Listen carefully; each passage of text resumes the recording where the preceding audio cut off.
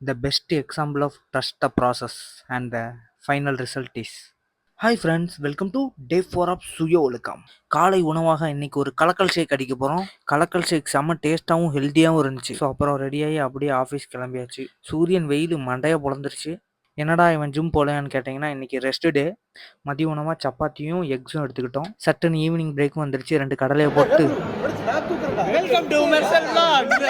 என்னடா ஆளாளுக்கு என் வாத்தியார் பல்ல முடிச்சு பாக்குறீங்களா?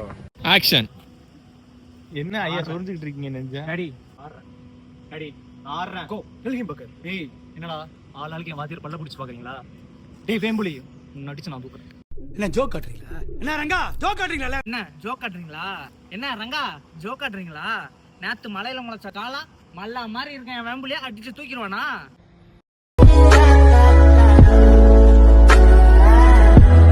ஆஃபீஸ் ஃப்ரெண்ட்ஸோட செம்ம ஜாலியாக ஃபன் பண்ணிட்டு வீட்டுக்கு கிளம்பியாச்சு. அப்படியே போகிற வழியில் வெஜிடபிள்ஸ்லாம் வாங்கிட்டு வீட்டுக்கு வந்தாச்சு. அதுக்கப்புறம் தான் ஒரு பெரிய சம்பவம் ஆச்சு. ஸோ பார்த்தீங்கன்னா நம்ம ஃபுட் கார்டை காணும்.